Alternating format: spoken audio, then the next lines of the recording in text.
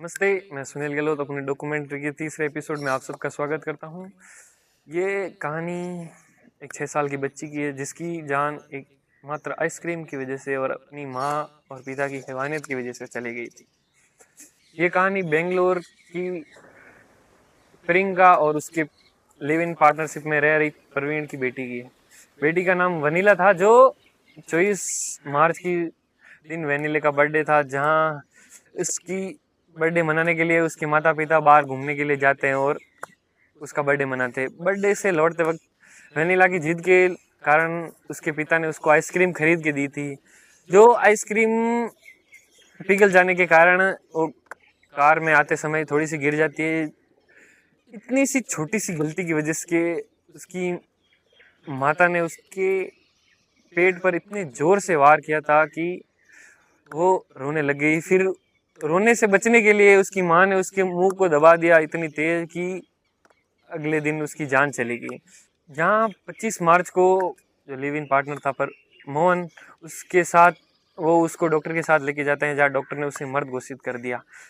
और पुलिस पूछताछ में वेनिला की मौत को नेचुरली डेथ बताया, जहाँ पर उन्होंने बताया कि उसकी कार में बैठे एसी के कारण, सोने के कारण सोई थी और फिर उसकी वापस जागी नहीं तो उसकी मौत हो गई। पुलिस इस को नेचुरल डेथ लेती है और आगे कोई रिपोर्ट नहीं करती है। जबकि वेनिला के रियल फादर जिनका नाम था प्रवीण, वो वहाँ पर आते हैं और पूरी पोस्टमार्टम रिपोर्ट को एक बार फिर से देखते हैं, जहाँ पर वो अपने किसी रिश्तेदार या दोस्त जो यूके में रह रहा था, डॉक्टर था, जो एक बाल विशेषज्ञ था, जिसको पूरी पोस्टमार्टम रिपोर्ट सेंड की गई थी और उसने पूरी पोस्टमार्टम रिपोर्ट को वापस चेक करवाया। पूरी पोस्टमार्टम रिपोर्ट जब चेक हुई तो उसने उनको बताया, एक शॉकिंग न्यूज़ पता चली कि उसके पेट में लगभग 400 ml का खून का थक्का बना हुआ था। वो खून का थक्का ये साबित करता है कि उसके किसी चोट या किसी गहरे घात के कारण वो रक्त का थक्का बना था। जहाँ पुलिस ने उनके दोनों के बयान को वापस लिया और पता चला कि ये कोई नेचुरल डेथ नहीं थी, ये सोची समझी साजिश थी।